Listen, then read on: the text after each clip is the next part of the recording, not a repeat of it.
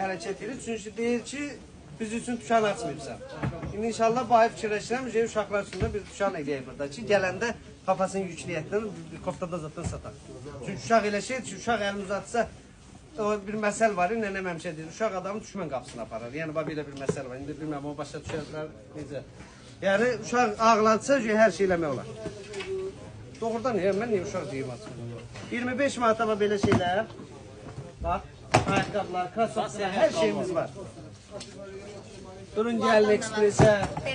Bax, bizim igidlərimiz də bura gəlir. İndi üzün göstərmə, icazə verməz. İgidlərimiz də bura gəlir, qəhrəmanlarımız bura, canlı əfsanələr də bura gəlir. Yəni, hər halda bir girdirmə işimiz olsaydı, bu neçə insanlar belə axın-axın gəlirlər. Yəqin neçə biz elə necə demir, işin ucundan yapışmışıq da yəni. Ya sizlərə xeyrimiz olsun.